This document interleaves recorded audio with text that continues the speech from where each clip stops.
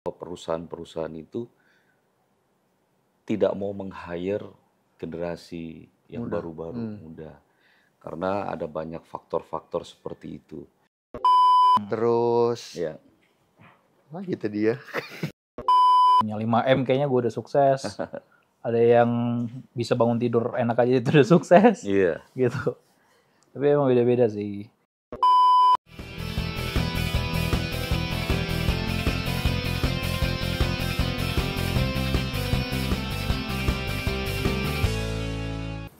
Halo guys, kembali lagi di History Podcast. Kali ini kita mau bahas yang krisis-krisis nih. Krisis moneter. Ya, krisis moneter, krisis apa, semua krisis kita bahas. Dan ini apa, baru-baru ini istilah ini muncul di apa, di dunia maya. QLC, krisis bukan krisis, quarter Quarter life crisis. gitu. Jadi banyak hal yang menarik sebenarnya untuk kita bahas di sini nih. Dan hari ini teman kita untuk ngebahas itu ada Kodoni, ada Ricky juga gitu. Jadi gimana ya, langsung aja ya. Gimana dari teman-teman mengenai quarter life crisis ini nih? Gimana? Jujur aja harusnya saya yang mengalami dong sekarang. Gue silahkan. Di masa-masa saya ini. Oh iya. Iya dong harusnya.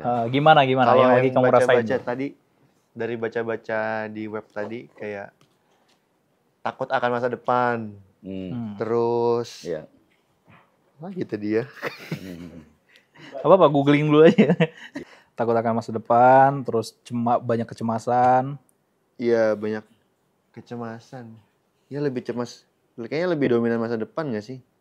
Iya, betul. Iya, lebih dominan masa depan. Pokoknya takut masa depan deh. Kayak bakalan gimana ya hidupnya nanti gitu. Bakalan cukup gak ya gitu. Ya, kalau melihat transisi di generasi sekarang itu memang sangat jelas ya. Apalagi ada satu pengusaha, dan ini juga saya sharingkan ke komsel saya, bahwa ternyata sekarang ini bahwa perusahaan-perusahaan itu tidak mau meng-hire generasi yang baru-baru muda. Karena ada banyak faktor-faktor seperti itu.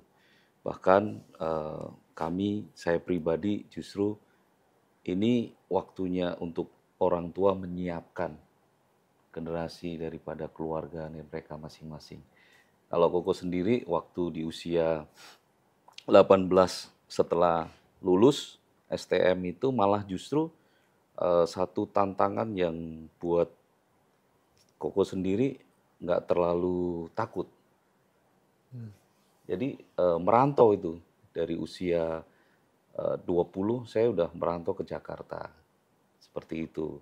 Tantangan-tantangan yang harus saya keluar dari zona nyaman, jadi zona yang benar-benar saya harus bekerja, harus mempersiapkan diri. Sebenarnya beberapa orang takut itu kalau saya melihat faktornya itu karena pengalaman dan melihat keluarga.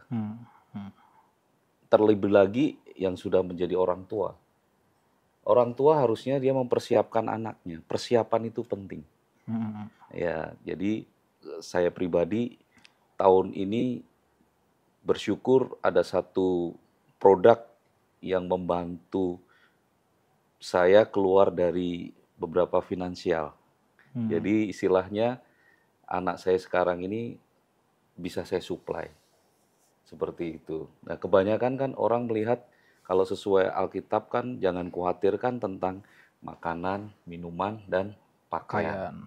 Ya, di situ juga dikatakan bahwa Bapamu itu tahu kebutuhan kita. Nah, sekarang saya sebagai orang tua, berarti saya tahu kebutuhan anak-anak saya. Supaya apa? Kedepannya dia nggak khawatir, dia nggak takut. Seperti itu.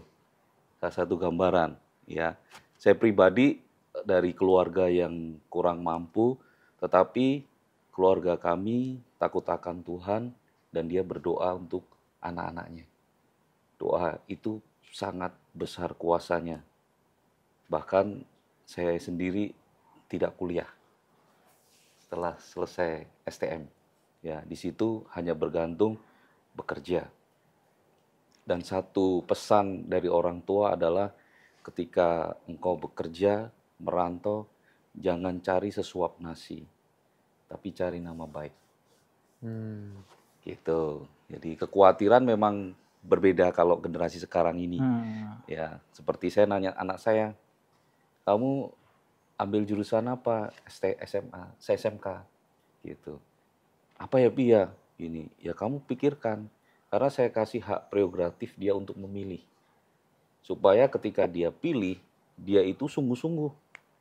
Nah, saya tinggal sebagai bapaknya supply aja dana yang dibutuhkan.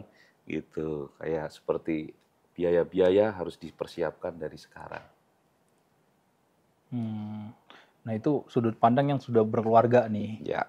Gitu. Jadi memang rada kompleks ya dibandingkan kita-kita yang belum berkeluarga nih. Kalau tadi kayak kata Ricky, Ricky sekarang lagi ngalamin fase itu.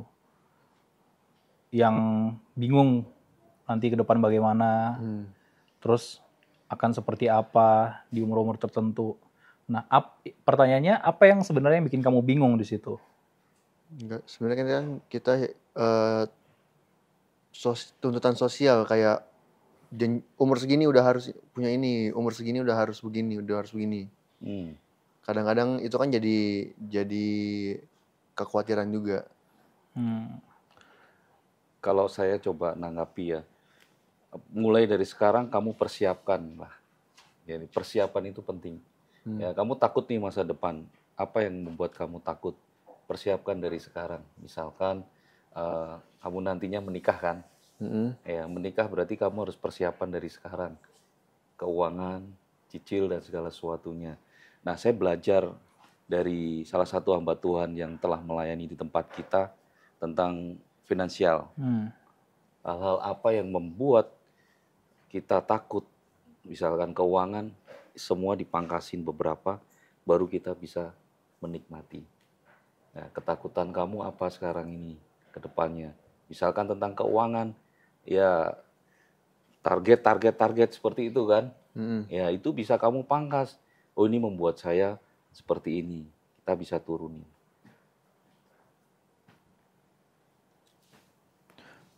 Tapi kalau menurut Ricky, dari semua kekhawatiran kamu itu kamu bisa capai gak sih? Nggak tahu. Apa karena memang terlalu besar gitu yang kamu bayangkan? Betul. Karena mengikutin tren yang udah ada gitu. Kayaknya ya. Terlalu besar, jadi nggak tahu bakalan kecapai apa enggak. Karena mungkin udah di seperti didoktrin dengan ekspektasi sendiri ya. Iya, terdoktrin ekspektasi. Pokoknya kalau sukses tuh berarti harus begini gitu. Nah itu yang kadang kesalahan setiap orang ya. Ukuran sukses itu ukuran yang high, tinggi. Tapi ukuran sukses kita itu sebenarnya hidup damai, nyaman, setiap hari itu udah sukses sebenarnya. Istilahnya, kamu bisa nikmati hidup tuh sebenarnya udah sukses. Ya kan? Tapi memang kesuksesan itu beda-beda ya setiap orang ukurannya. Ada yang ya punya 5M kayaknya gue udah sukses. Ada yang bisa bangun tidur enak aja itu udah sukses. Iya. Gitu. Tapi emang beda-beda sih. Tapi kalau Korean mengalami? Ngalamin kayaknya pasti kayak hampir semua orang ya. Kecuali dia anak orang kaya banget ya. Yang dia anak orang kaya banget terus harus dapetin warisan bapaknya yang dia cuman nyantai-nyantai doang gitu, yang dia nggak pikirin apa-apa. Kalau kayak kita ini cuman yang bapaknya yang khawatir. Iya memang. Bapaknya yang ngalamin quarter itu kan. Life crisis itu bapaknya yang ngalamin. Kalau kayak dia kan sebagai pewaris ya. Kalau kita kan sebagai apa istilahnya? Perintis gitu. Yang memang segala sesuatu akhirnya tadi kayak kata Kodoni ya, mungkin masih muda, masih sendiri, belum terlalu kepikiran gitu. Ya gue jalanin hidup apa yang ada aja deh hari ini. Tapi ketika diperhadapkan dengan keluarga, diperhadapkan dengan keluarga ini orang tua gitu, ada suatu hal-hal yang mendesak, kan kita jadi punya rasa tanggung jawab itu gitu. Nah, di situ tuh mulai ngalamin tuh. Dulu aku juga kayak gitu, yang kayak awal-awal kerja nggak ngalamin, santai aja. Gitu. Tapi ketika dihadapkan dengan permasalahan orang tua, permasalahan saudara-saudara, itu baru kayak, oh ternyata lebih kompleks lagi nih tentang hidup nih gitu. Iya, betul. Nah, sekarang makin kesini masih sendiri, tapi udah jadi salah satu, apalagi semenjak papa udah gak ada gitu, jadi sebagai salah satu tulang punggung keluarga, jadi ya itu beban yang kita alamin sekarang gitu. Kalau istilahnya itu ya sandwich generation-nya gitu. Ngalamin, cuma dibilang terbebas sepenuhnya tidak. Belum. Iya, belum terbebas sepenuhnya karena pasti ada kekhawatiran kayak besok gimana ya gitu. Cuma bedanya sekarang lebih wise aja untuk menanggapin itu gitu. Semua kekhawatiran itu akhirnya lebih wise aja karena belajar dari pengalaman sebelumnya. Akhirnya disadari waktu itu adalah dampaknya nggak baik gitu. Karena selalu overthinking bagaimana masa depan, bagaimana ntar punya tabungan atau tidak. Terus kalau punya pasangan harus seperti apa, duitnya harus berapa, bla bla bla seperti apa. Syukurnya banyak diperhadapkan dengan situasi teman-teman yang kayak mereka nggak punya uang tapi nikah, tapi bisa jalanin rumah tangga itu yang memang benar-benar hidup kok mereka gitu. Bisa jalan-jalan, bisa happy kok gitu. Nah syukurnya waktu itu diperhadapkan dengan banyak situasi seperti itu. Jadi kayak oh, ternyata bisa ya gitu. Selama tidak mengandalkan kekuatan kita sendiri gitu. Yeah. Tetap bergantung sama Tuhan gitu. Nah kalau sekarang masih ada nggak? Pasti ada gitu. Tapi ya lebih wise aja nanggapinya gitu. Karena dampaknya lebih buruk sebenarnya kalau kita terjebak di situ, kita bisa stres, bahkan masuk ke sampai depresi. Makanya permasalahan Gen Z sekarang nih, Alpha kan belum terlalu ya. Sekarang banyak Gen Z yang ngalamin itu, banyak kekhawatiran mereka. Gue besok bisa kerja nggak ya?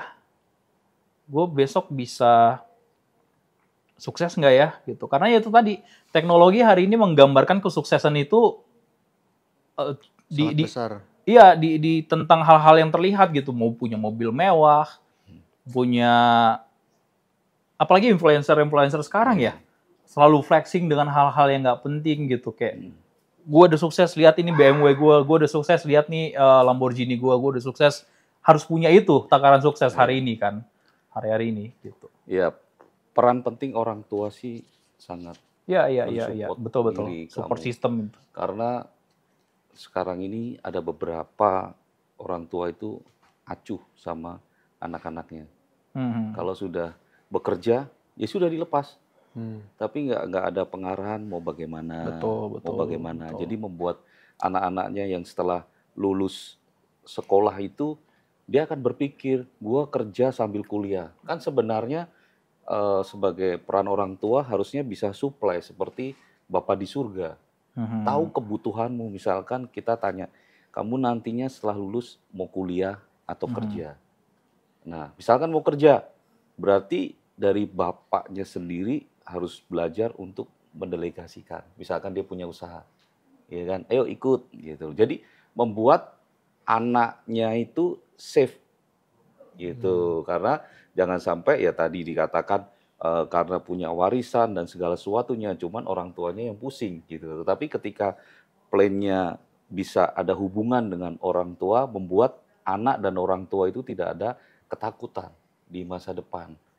Ini satu kesaksian yang bagi Koko sendiri membuat berpikir. Ada satu bos, dia punya CMT-nya.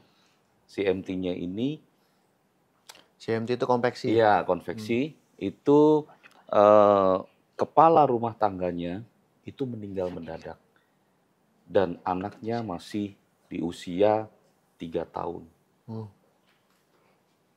Istri pasti shock, semua sudah pasti shock. Jadi disitulah yang membuat kita sebagai orang tua kan harus benar-benar mempersiapkan apa yang harus diberikan kepada istri dan anaknya gitu. Dan juga untuk kita sebagai anak, kita selalu berhubungan dengan orang tua karena duduk bareng sama orang tua itu ada banyak nilai-nilai value yang bisa kita terapkan dalam diri kita. Ya, cara membangun relasi, jujur Koko punya papa itu banyak relasi khususnya karena STM, khususnya bengkel-bengkel. Jadi kalau mau kerja di waktu itu di daerah, di Solo khususnya, itu banyak ada gitu. Ya, walaupun dikatakan ada orang dalam, tetapi memang itu satu bagian regulasi ya. Tidak bisa dipungkiri karena juga kepengen orang tuanya apa yang sudah dirintis itu menjadi bagian daripada anaknya.